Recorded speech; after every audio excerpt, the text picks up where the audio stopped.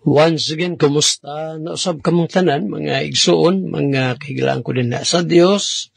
Grasyag bendisyon, kaloyon ta sa itong langit ng amahan. Sa kihapon, maanaka na itong tanan. Welcome sa another day of Bible study. Din sa programaang The Sovereign Grace Hour. Kaubanin ninyong higala, Andres Atub Jr. o kauban sa nato gihapon si Attorney Lemuel, no, nga diin nahimong dakong katambayayong sa atong gimbuhaton. Kumusta mo din sa Coronadal, no? Andres sa Marbil, Brother Lando. I'm not sure kung dayon tong kung dayon ang atong seminar din gagada ko sa inyo na Brother Lando Kung malayo na, well, praise God, no? Apan kung dili, malo ko nga naarag na right time ang ihatag sa Ginoo. Okay? Now, karong sunod semana dahil, Lord willing, kami ni Malo mo animin diri sa Kidapawan. Aron nga, diri sa Kidapawan kay ang itatag lugar din nga mahimuan na to Bible Seminar. No, sa atong mga listeners din dapita sa North Cotabato at ang inyuning atong plano nga maghimog o sa Bible Seminar on the Doctrines of Grace and then Church History, no, mao sa atong i-tackle nga discussion. Og doon sa ang atong pagbisita din sa Bohol karon nagyumpit sa 22 ning bulan sa Agosto, no, August 2022, natin sa lugar nila ni Brother Imon Steraning, no? Sa Biraca Beach Resort, alas 8 sa buntag tana, libre ni maigsuon, kamong mga listeners sa Torres Bohol, unya, manghatag tag mga basahon ani, no? Doctrines of Grace o Landmarkism.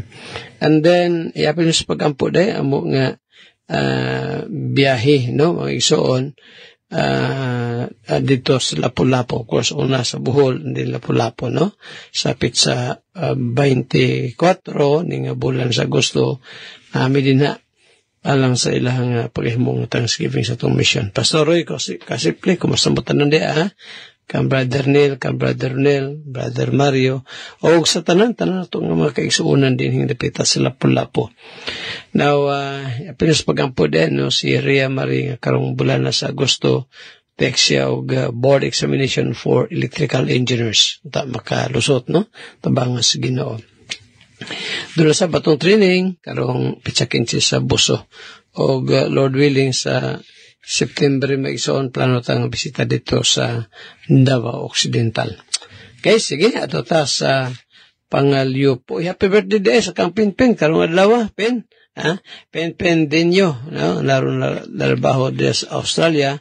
Happy birthday, Pin, tagantag kag may palawas Ginoo, kauban sa inyong mga kaubanan din and then sa imong pamilya din resab sa Pangi, Banban o sa Kangkil. Sige, mag-pray ta. Salamat, Lord, imo mga pulong, mausana sa mo this time. Gadi akong prayer, nga imo kining i-bless. Usab, Lord, ang kung itugot ni mo makabot ang among gi-expect nga mga interesado nga magtuon sa doktrina sa grasya, karong Bernes, patigayon sa Davao. Lord, nakanatanan sa imong kamot. I just pray, Father, save nila nga pagbiyahe o nga masabtan nila ang imong truths. Nasab, Lord, ang plano na mo nga maghimog Bible Seminar sa Bohol o nga Kidapawan o nga bisan pagani sa ubang pang lugar. Lord, ang pag-ampusab na mo sa Kang Pen dinyo, Stephen dinyo nga din karong adlaw nga birthday, padangat siya man sa daghang pang mga katuigan, o iyang mga panikamot dito sa Australia alang siyang pamilya sa Pilipinas, Ginoo imong panalanginan. I-bless ang mga negosyo, trabaho, panginabuyan sa mga kaigsuunan. Sa Lord, ang mga nagbalatian, parin kang maghatag kanila sa kaayuhan. James, kang Richelle, bisan pagani Ginoo sa kang Brother Ronnie, Brother Albino, Brother Dodi, o kang Sister Susan sa mga gidalas pagampo sa kandurang, sa tanan-tanan nga mga naas balatian. O Father, amo na yung pagampo kanimo, bless yung mga pulong karon. In Jesus' name, we pray. Amen and amen. Minasot ang may suning sa kawit, then after this, si Attorney Lemuel, atong patalinghugan. Sige mga igsuon, magpadayon kita sa ato ang pagtuon sa pulong sa Ginoo. palihog sa pag-abri sa inyong mga Bibles dira sa Proverbs chapter 18 na anata karon sa verse 5, no? Proverbs chapter 18 verse 5, ato kining gina series ang ato ang pagtuon. Proverbs chapter 18 verse 5 diri sa Cebuano version, ingon diri ang pagtamod sa pagkatawo sa usa ka tawong dautan dili maayo, ni ang pagsalikway sa matarong diha sa paghukom. Diri sa English version ingon diri, it is not good to accept the person of the wicked, to overthrow the righteous in judgment. Again, it is not good to accept the person of the wicked, to overthrow the righteous in judgment.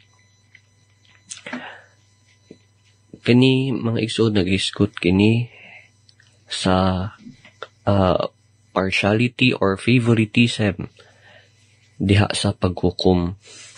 So ang Biblia condemn, ginakondena niini ang pagpabor sa dautan tungod lang kay sila perhaps they are rich, they are powerful, kay tungod sila gamhanan o suod sa hukom o sa judge o nakapabor sa judge. O dili lang ma-apply kini sa mga hukom. This is especially directed to those in authority. Kinsa man ni sila, mga leaders, judges, as I've said, and anyone who makes decision affecting others. So it could be a pastor, maunang gina-condemn suko ang Ginoo sa mga tao nga nagabuhat og injustice. Why? Because God Himself is impartial. Walay pagpabor-pabor ang Ginoo when it comes sa hustisya. And so we must do the same nga kita usab walay when it comes sa pagpatug dautan, walay favoritism or partiality. Mo nang diri sa iglesia sa Davao City at ina-apply nga sovereign grace, we adhere to the doctrine of church discipline. Now, diri sa second phrase, ingon diri to overthrow the righteous in judgment. So, kaning verse nagapasidaan, nagawarn ka nato sa kakuyaw, sa danger of letting the wicked go free at the same time or while condemning the innocent. So, kini mang igsoon, it is a form of perversion sa hustisya nga ang the exact opposition or the exact opposite, of what God requires. So kini usa kapag baliko sa hustisya, no? Nga kabaluta nga ang Ginoo nagadumot sa dautan nga sa tao nga ginasilot ang inosente. So ato makitaan diri mga igsoon diri sa ato ang verse nga gi-meditate. Una, ang hustisya dapat it must be impartial. As I've said, God is a God of justice. So any form of bias, mga pagpabor-pabor, especially in leadership or judgment, it is offensive to the Lord. Ikaduha, itong makitaan po diri na we must be careful not to enable the wicked. In other words, kung kita i-excuse nato ang pagbuhat og sala or ato na lang i-overlook or pasagdan ang mga wrongdoings kay tungod amigo nato or tungod sa posisyon niya or kay tungod sila na ay gahom, may tabuan na we become partakers of their sin. No, mahimo tang kabahin sa ilang sayop. Again, maunang very strict ato ang simbahan when it comes sa pagbuhat og mga sala, applying doctrine of our doctrine there as a church discipline. So walay pagpabor-pabor once ang church maka-decide nga ang usa disiplinahon, no, regardless kung kinsa man na siya, madisiplina jud siya. So that is how strict and compliant we are to this doctrine. Og ato apong makita diri nga ang kaalam dili lang sa pag-ila sa kamatuoran. It is not merely discernment is not merely about knowing facts. It is also about aligning or being aligned with the truth of God. Apil po diri ang pagpanalipod sa kamatuoran.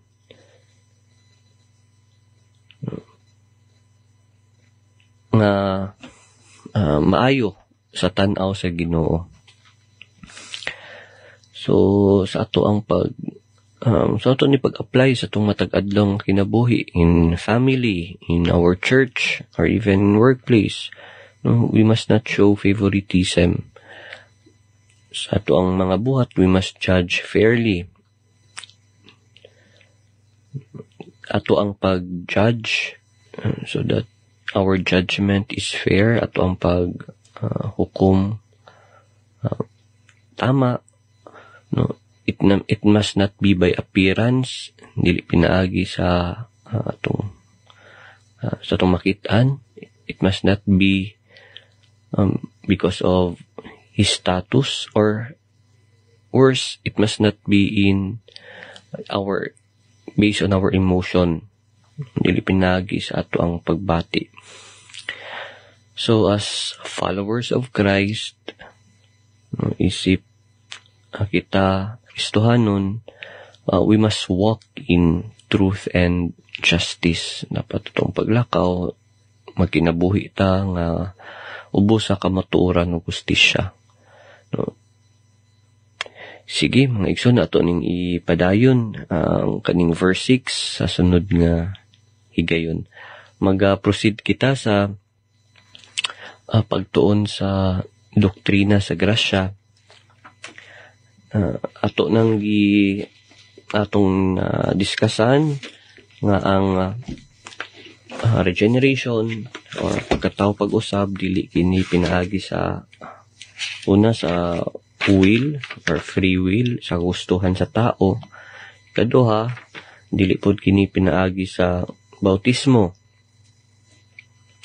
Karon ato ang isgutan nga ang regeneration dili kini pinaagi sa pag-join sa usa ka simbahan or kung usa na ay religion, having a religion. No, it cannot regenerate a person.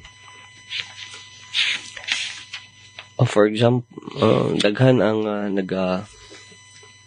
tuon ini nga pagtulunan nga if you are a member of a church, or yes, being a member of a church and have been baptized, or even if you have a religious background, ikaw born again na. Pero ang Biblia, mga igsoon, naghatag ka na to og example, in the case of Nicodemus, no, dira sa John chapter 3, verses 1 to 10. Si Nicodemus, kay usa ka reliyoso nga tao. He is knowledgeable. He has knowledge and even position. Yet, makita na ito even aning mga characteristics sa usa ka tao. One cannot be born again based on these things. Sa verse 1, si Nicodemus, he had all the religious qualification. No, kinsa man si Nicodemus, he was a Pharisee. No, kabalo man tang ang mga Parisiyo, they strictly abide and comply with the law, no, kaning moral discipline. Si Nicodemus, he was also a ruler. He was highly respected. Sa atuang panahon karon, gisusama ni siya sa usa ka pastor or let's say seminary professor or a church leader. But in verse 2, ingon niya, Rabbi, we know that thou art a teacher from God. Diri nakita ni Nicodemus, he respected, yung respeto ang Ginoong Jesucristo, and even acknowledge iyahang mga miracles. Pero makita nato diri, he did not understand spiritual truth. No, despite being a religious man, na siya ay intellect, pero dili sa mga spiritual nga butang.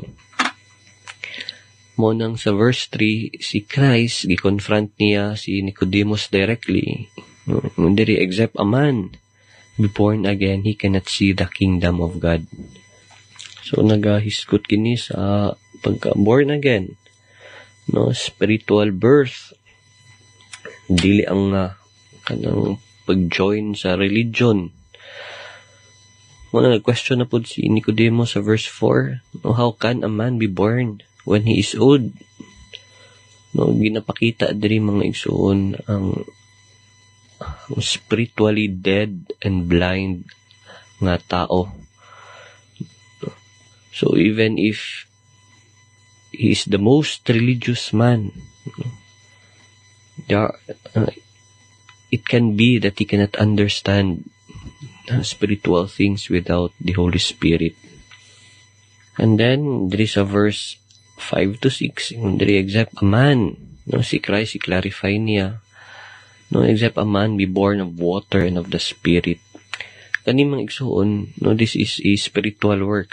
Ato naman yung nahisigutan kaning verse nga kaning water diri, it does not mean baptism, dili ka literal nga pagbautismo, but it refers to spiritual cleansing. No, Ezekiel chapter 36 verse 25. No, and then we also na-mention nato sa atong pagtuon kaning John chapter 3 verse 6.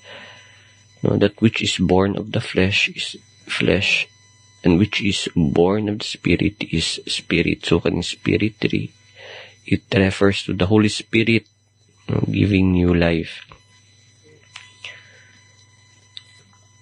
And then there is a verse 10, in the case of again diri gyapon sa John chapter 3 verse 10. Diri, art thou a master of Israel and knowest not these things? Pakita diri nga si Nicodemus, he was an expert in law, pero kabalo siya sa daang tugon nga balaod law, but he was blind to the concept of regeneration or new birth. So again, out of the example of Nicodemus, una, si Nicodemus na siya'y religious zeal. No, religyoso siya. But still, he needed spiritual life, spiritual growth. Si Nicodemus po diri, he had knowledge of the doctrine. Sa verse 10. But still, it does not mean that you know about the doctrine. For example, kaning doctrines of grace, kaning doctrine of election, you still needed to be regenerated for you to be saved. So, dili pasabot nga kabalo ang usa ka tao sa doktrina, particularly kaning doktrina sa grasya nga automatic luwas na siya.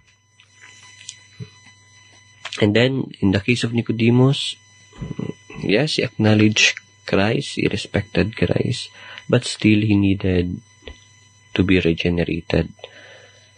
So, tumakitaan diri mga igsoon out of the life of Nicodemus, regeneration, it is not accomplished by going to church, dili sa pag-adto sa simbahan, or merely reading the Bible or studying the scripture, or even being religious or moral.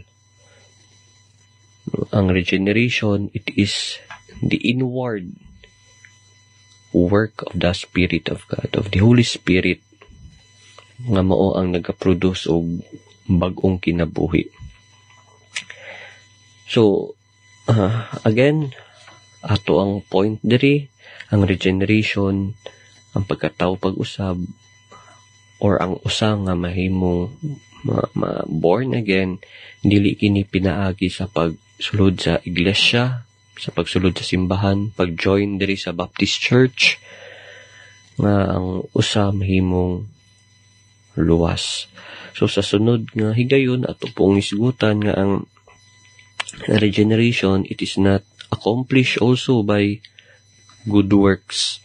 So daghan o kasagaran nga mga religion nagatuo nga ang pagbuhat og maayo, pagtabang sa pobre, maayo sa pagtratar sa laing tao, mao kini ang makaluwas. And then after discussing this, mag-adto ta sa ato ang second point pud sa kaning nature of regeneration. Particularly, regeneration can only be accomplished by God. Why? Ato ning hisgutan. Mga igsoon, wala na kita'y oras, ato ning ipadayon sa sunod ng higayon. But before I end, if you are not yet sure of your salvation, di ka pa sure sa imong kaluwasan, ang Biblia nag-iingon, repent, believe the gospel. Kini inyo ang kauban. Karon si Attorney Lemuel Atup, Pastor Andres Atup Jr. mag-iingon, ang Dios magapanalangin kanatong tanan. Daghang salamat. Igsoon, ito ipadayon pag-isgot sa pulong sa Ginoo, ining mga pagtulunan nga gibilin, no? Ni Ginoong Kristo diya sa Iglesiyahan. Apan sa di pa niya na, sa to ang meditation, no? Ito ang pagpamalandong sa book of, sa bata, at sa Proverbio 14, kumanaman ta sa 9, no? Proverbs 14, dito sa versikulo 14 verse 9, dito sa verse 10, iyo pa din ni Solomon. The heart knows his own bitterness, and a stranger does not intermeddle with his joy. Ang kasing-kasing daw, may balos iyang kaugalingong kapaitan. Ugulay usa ka dumuluong, ulay usa ka estranghero nga muambit sa kalipay nini. So, pagtandi ni po ni Maigsoon, so sa katao nga, makita siya, it's either naabas siya sa kasubo or naabas sa kalipay. Sometimes, ma-manifest na, makita na sa naong, pero kitang gatanaw, hindi yun na ito matungkad kung tinuray bagyo ng iyang kalipay o ng iyang kasakit. Tama, Adria, ay pwede yun na masayop ta sa itong huna-huna ba? Panguna-una diya sa pagtanaw na ito sa katao. Sama din yun sa, na hitabo din sa daang tugon. you remember sa usa sa mga bahay nga kanang dunay tinguha nga makabatog anak. So ito pa si Hannah ba? There's a 1 Samuel chapter 1. Si Hannah, usa sa mga asawa ni Pinihas. Sorry. Pinihas. That's the verse versikulo Elkanah. Yes, si Elkanah. Okay, chapter 1 sa unang Samuel, verse 1. Si Elkanah, usa sa iyang mga asawa, si Hannah. Si Hannah kay wala lagi anak, nag-desire siya. Manang gampo siya, kung kabaton na siya ganak, yun ang panaad niya sa Ginoo iyang ihalad ka na nga to sa Ginoo. So sa kadlaw na ito sa templo, kung nag-ampo siya, siya pag-ampo, siyempre, siya may nag-pray, so hawa niya kusga, kutib-kutib lang yung nyabil, kutib-kutib lang, tanawara, si Eli ang pari atong panahon na, nasayop siya sa una-una, abi niya, siya may bayan ng sayop, hubog naman Muna una ni Eli, awara ko din sa verse 12, 1 Samuel chapter 1 verse 12. It came to pass as she Hannah continued praying before the Lord, that Eli marked her mouth. Ibantayan dahil ni Eli ang ngabil ni ang baba ni Hannah. Now Hannah, she spake in her heart. Di asing kasing-kasing siya nagpamulong. Dili ang iyang baba, kundi iyang kasing-kasing. Only her lips move. Iyara mga bil mo lihok, pero ang kasing-kasing gaampo. But her voice was not heard, so madungog. Kay nga bil may mo kutib-kutib. Therefore Eli thought she had been drunken. Bosa si Eli, naguna-una siya, hubog siya. Ingon dahil si Eli nga tukang Hannah, how long wilt thou be drunken? Kasi manahon dahil mo pagkahubog di mo. Put away thy wine from thee. But and Hannah answered, said, no, my Lord, I am a woman of a sorrowful spirit. Muna katong sa Proverbs chapter 14 verse 10 magsoon. Ingon pa ni Hannah, ako mo sa kataong naasa kapait sa kasing-kasing kasubanon sa akong kasing-kasing kasubo niya ako sa kasubo. Muna nga, ingon pa ni Solomon, balikan na ito ni Magson, Proverbio 14, versikulo 10, ingon, 14, 10, ingon din the heart knows his own bitterness. So, kita, Magson, kasi itong mahimo, kita mga Kristohanon, nga to sa mga taong naa sa kaguol, kasubo. Ang number 1, Magson, natog yung agnihon nga maminaw sa pulong sa Ginoo.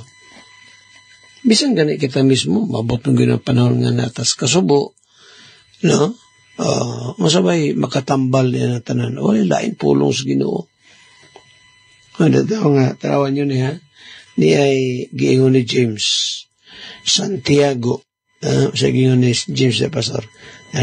James chapter 4 man siguro, bitaw, ito kadali ng giingon din ni James or Santiago. Sa verse,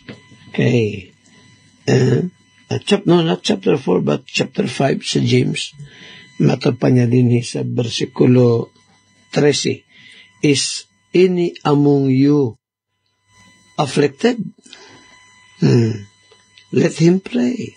Doon na ba yung nagkasubo kanyo, kaguol, kasakit kaninyo, paampuas siya. Is any merry na ba'y maya? Let him sing psalms. See? Masay gitulo sa Bible. Kung nata sa kaguol, kasubo, problema, pag-ampo. Pag-pray. Let him pray. Kung naapos kalipay, pawit ang mga salmo. Kanatanon may relasyon sa ato ang espirituhan ng kinabuhi.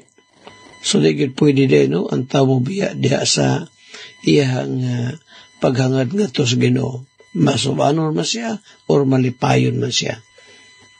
Basta ikaw karon higala nga naminaw ni atong programa tig na karon sa kaguol, kasakit, kasubo, dalhan na sa Ginoo. No, dalhan na sa Ginoo sa pag-ampo. Pray na sa may mga concern karon na kamay balatian, physical, nabatay balatian, or di ba ka nabay mga minalatos kay buhi nga tuwa sa layo, or financial baka nga problema, or nagakaguba nga problema nga relasyon. Ingon ni James, let him pray, pampuas siya. Nindot anang mga advice ni James. So. Hindi kayo mangita tag-resort, mangita dayo, pamaagi bitaw mo isang na tumampos Ginoo. Puan sa agyod. Tugyan sa agyod as Ginoo. Kaya ang Diyos maksyon mo hatag yung direksyon. Mahatag yung Ginoo o solusyon.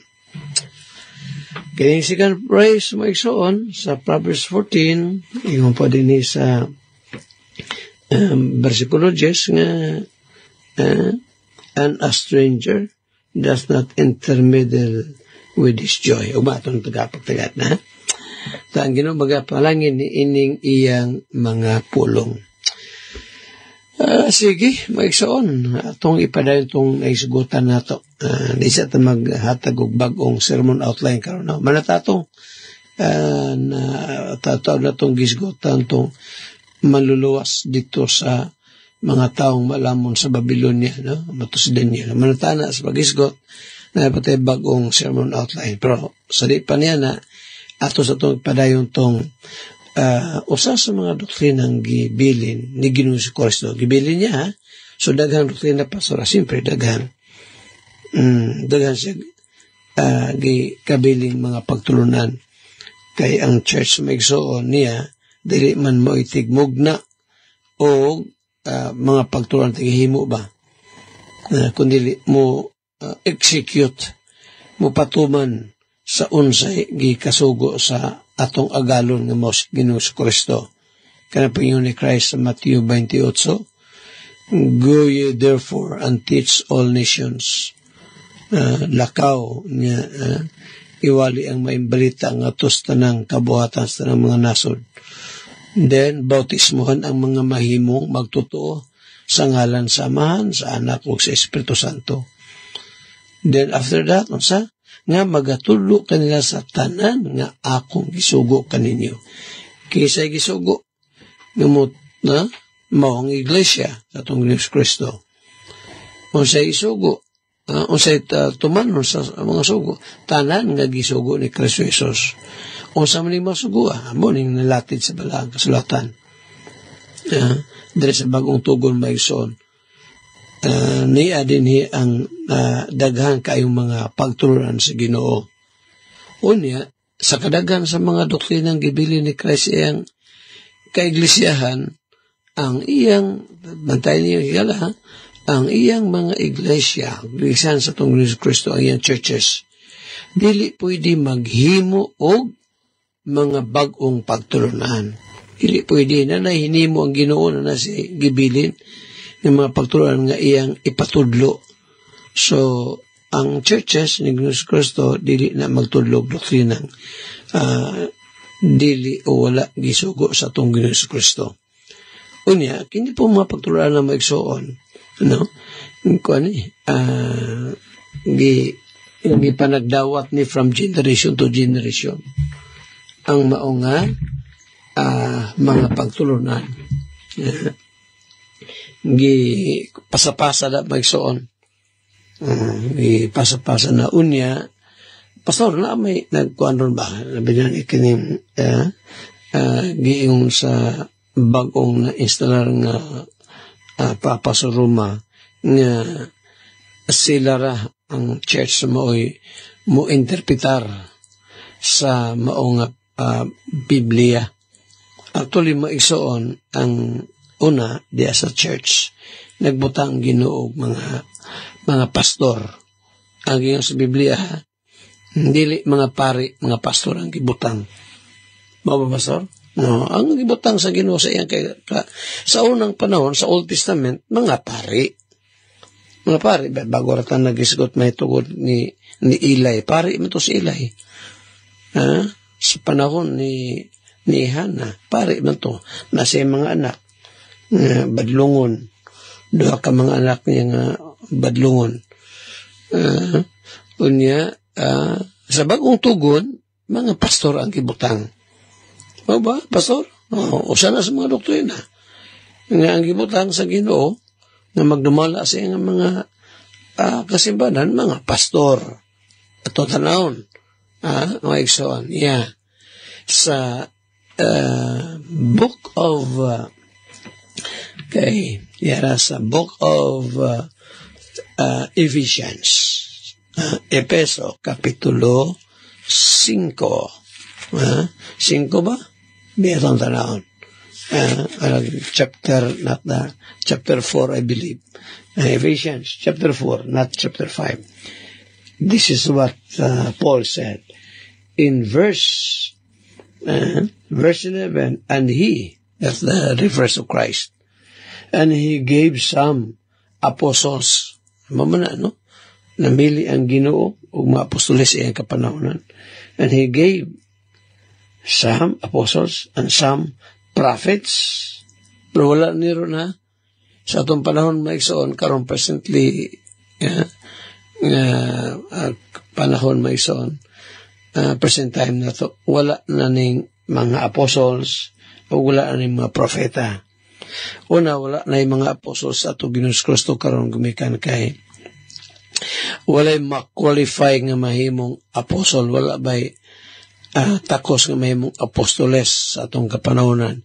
Sanglit ang usa sa mga qualifications gikinahanglan sa usa ka apostol, kinahanglan siya nga nakakita una kuyog-kuyog sa ministry ni John the Baptist, bautismado ni Juan Bautista, unya kuyog-kuyog ni Christ sa iyang personal ministry, and then nakasaksi sa pagkamatay o pagkabanos ng Ginoo. Basa na to na sa Buhat 1, Acts chapter 1. Ang propeta na po niya, kung may makulify lagi sa ito, pero may mga apostoles, manungwa tay mga apostoles karon. Okay, now, kung na may magpaka-apostoles, mga mini na mga false apostles na iyon pa diya 2 Corinthians 11. Ang propeta na po, ako naisingit ka rin, ang mga propeta na po, wala po tayo mga propeta ron kay kumpleto naman ang Bible. May mga propeta sa una, asawa dihang on the process pa of completion ng Bible. Kaya siyempre, dito man mo may pamagi sa Ginoo nga, gikan niya sa Dios, musulti siya sa mga propeta, unya, ang mga propeta, mo na po mo relate na mo pahibalo na ngadto sa katawhan sa Israel. Mo na sa una. Bisan pa sa panahon sa itong Ginoong Kristo, ni Apostol Paul, dapat mga propeta. Pero sa diyang Bible nahuman, wala na. Kompleto naman. Ang Ginoo magkisulti naman nato aron pinagi sa Bible. Mo na igala, pinagi ng Biblia, magkisulti ang Ginoo nato. Okay? Now, samantala, dalita sa balita sa Ephesians 4 nga ang gibilhan ni Christ mga igsoon o saan ni actually sa mga doctrines ni Christ God. Ang gibilhan sa itong Ginoo, gibutang sa Ginoo diya sa iyang iglesia, kini, ano mga pastor, napalagay na yung mga apostles, paano lagi sa itong Ginoong Kristo pa to? So, wala pa umaning Biblia. And he gave some apostles, verse 11, Ephesians 4:11, and some prophets, and some evangelists, and some pastors and teachers. Dili pari magsoon. Pastors ang gingon dinhi. Ngano man pason dili man pari. Kay ang tanan nga mga magtotoo, babae ug lalaki, mga pari man. Kita, ikaw igala. Kung ikaw nasave ka by the grace of God, anay mo tang pari at tubangan sa Dios. lalaki, bisan pa babae, basta kayo nasave by God's mercy. Asan mo na mabasa na to? Book of Peter. Talawan yun niya. Pero sa di pa na, sige, madugay ta rin bahina kinisang pagkapastor. So, diha sa Biblia, ang gipanatawag sa Ginoo magsud mga pastor. O niya, gisulti ni Apostle Paul ang qualification sa pastor. Unang Timoteo, Kapitulo 3. Dili pare, kundi mga pastors. 1 Timothy, chapter 3, and then verse 1. Yung pa ni Paul din eh. This is a true saying. If a man desire the office of a bishop, bishop ang yun din eh. Ang word nga bishop maigsoon, upat ang gipasabot niya na, nga malagsama ragya po ng gipasabot. Ang meaning ba? What I mean ang meaning, pero ang office usara. Ang bishop, usahay, tawagon ka na siya og minister, or tawagon na siya og minister, pastor, or under shepherd. Tanan na, or elder, limagan iday. Pero sa rekulugan na, siya ang nagdumalag simbahan. Pastor or bishop. No? Unya sa qualification. Nira, verse 2, a bishop then or a pastor then must be blameless, dili badlunganon. The husband of one wife, bana sa usa ka asawa. Vigilant, no? Tikon siya, sober, of good behavior, given to hospitality, up to teach. Dili daw palahubog. Dili to putig palukmag, not a striker. Unya, dili nawog sapi. Dili kay mag-apil-apil og mga scam. Not the greedy or filthy lucre. But patient, not a brawler, not covetous. Di daw. One that ruleth well his own house. Kita na mo da, no? May balo siyang lumala siya kaugulang panimulay. Having his children in subjection with all gravity. For if a man knoweth not how to rule his own house, how shall he take care of the church of God? Nilipod bag orang nakabig. Mo na maisoon, yung nako, no, nga, ang gitugyanan sa Ginoo sa mga pagturuan ay ang church. Unya, nagbutang siya mga pastors, mga magtutudlo, diya sa iyang kaiglesiyahan. Pastor, sa ito pa, kaming mga membro, mag-agad lang may permisa mo ha. Maisoon ani ni siya. Naigi sugo ang Ginoo nga, kitang tanan, mga magtutuo, magsusig yun sa itong Biblia. Dili po pwede nga, di na po ka magbasa, example, membro ka sa mga iglesia sa itong Ginoo. Di na po ka magbasa ng Biblia, di na, mali na. Kinahanglan yun ta, magbasa, matag-usan na to individually, ha? Magbasa yun ta sa itong Biblia, aron makakatong taon sa ang mensahe sa Ginoo din nato. Kaya lahi-lahi ba yan ang mga mensahe ang Ginoo, mga dealings ang Ginoo kanato. Mabitaw nung dito sa book of 17 sa Acts 17:11, chapter 17 verse 11, nga ang mga taga-Berea, di lang kay ang pastor, kundi ang mga membro sa Church of Berea, Berean Church. Matupan ni Paul, mas mabuot pa sila kaysa mga taga-Tesalonica, kaysa mga taga-Adlaw, nagsusi sa kasulatan. Kung tinuod ba, ang ginawali na ni Paul, So, individually, magbasa kita mga believers, aron mahibalota sa mga mensahe sa Ginoo na to. Karon, kung naamayawa natin na ito masabtan, dito ta mangutanas pastor. Unya, diha sa itong pagsimba na ay ang pastor mo ay mag-expound. Kaya mahimo po ang mga membro, masayop ta sa itong interpretation. Masayong masayop ta. So na yung mga pastor gibutang sa Ginoo, diha sa iyang kasimbanan, aron nga kita katudluan sa insakto nga paagi. Mga ang mga pastor pod, kinahanglan mag-study. Ikaduhang Timoteo 2:15. Mato pa ni Paul na, study. Timoteo, magtuon ka. Study to show thyself approved unto God, a workman that needeth not to be ashamed, rightly dividing the word of truth. So, muna maigso, no? Nga, ang muhubat, unya di po butod lugbag-ong doktrina, ang pastor. Ipatubang na lang to, ang gikabiling mapagtunan diha sa iyang kaiglesiyahan. Wala mo ti oras di maigso, naptantas panahon.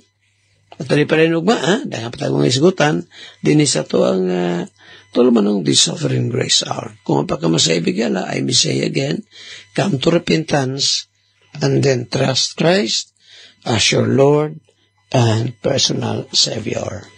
Handulog samang takna, samang istasyon, inyong higalas kahanginan. Andres Atop Jr. Manamilit, makaingon ang Diyos. Panalangin ka natong tanan, daghang salamat. Salamat sa Ginoo, mga kaigsunan. Once again, kumusta? Nausab ka mong tanan, mga Lapas. Okay. Salamat sa Ginoo, mga kaigsunan, sa mga pulong sa Ginoo, nga naghatag ka natong reminders.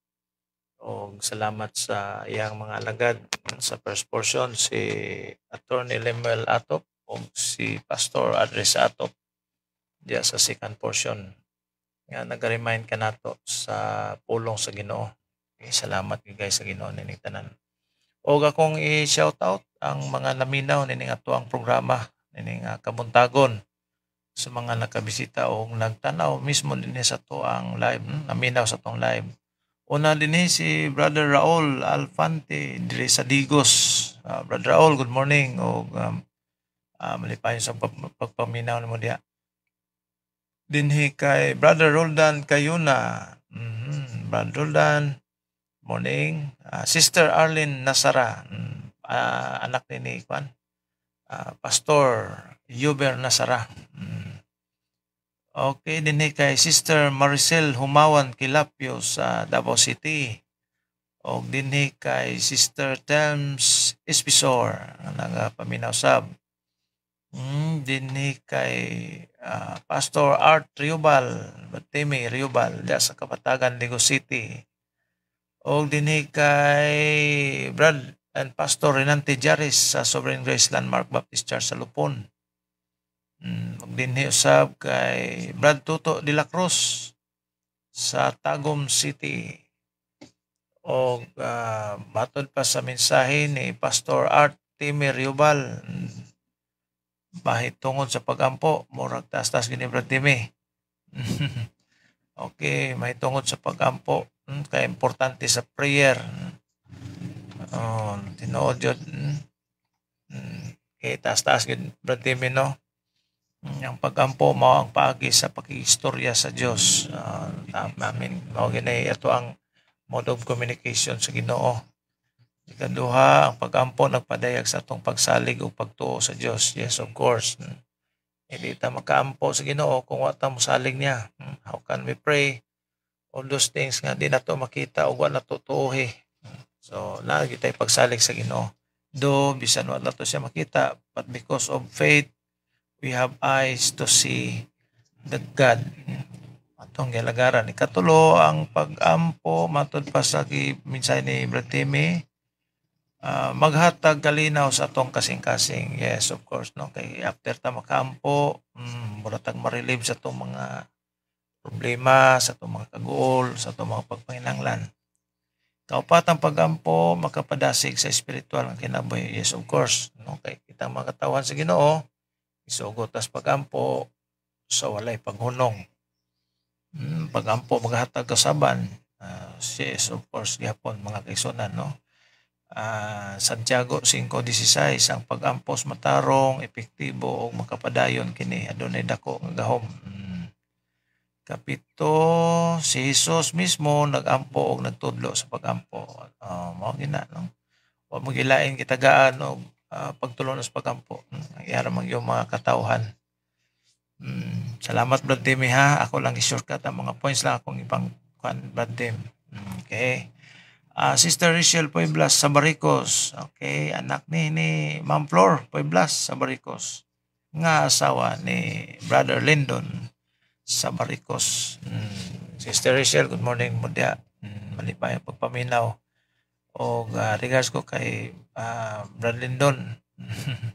Wadyo ko kasabay dito sa asa to Thanksgiving ilan ni Juan Pastor Jimmy Probadora kay wa overtime si Mrs. ako ako'y bantay 163 bantay sayo na po to la Mrs. Ron Lakaw kay siya tawagan ni water bodies clean up sulod na po ko taon mga kaigsunan. Okay, salamat sa Ginoo sa mga kaigsunan nga nakiguban karon ining takna nga aktual nga nagapaminaw sa to ang programa sa Sovereign Grace Hour. O ako ang pagtimbaya kutob sa maminaw pa sa umaabot nga maminaw pa nining atong programa. Salamat sa Ginoo siyang pagkamayo. And by the way, this day di ta malimot sa pagampo sa Ginoo, pagpanugyan sa atong kaugalingon. Tabangan ta niya ato mga plano, ihatagon ta niya ato mga tinguha nga kini maghatag nato sa bugayon sa tong pamilya sa tong kaugalingon. Salamat sa Ginoo sa iyang mga kaluoy. Hindi gyud ta malimot sa pagpanugyan mga kaigsunan sa tuang kaugalingon nga na kaniya sa tong mga lakaw, sa tong trabaho, ato mga diskartes kinabuhi ron nga padenta i-bless o proteksyonan lamos tanan. O di ta malimot sab kung naay panahon tanaw-tanaw tagwan Biblia o nalamay mga application nga mabutang sa cellphone li tagan ding makalugar o bakante lang yun. So kay mausab na akong ginahimo mga kaigsunan, sometimes di ako mangita ko sa maing outline pero lahi ra gyud tong black and white nga imo magunitan ang Biblia jud physical. Sige lang at least na ay sagang-sagang application may na lang no. Okay mga kaigsunan, hangtod sa sunod nga panahon o higayon dungog-dungog ta sa mensahe sa Ginoo. To God be the glory og maayong buntag sa matag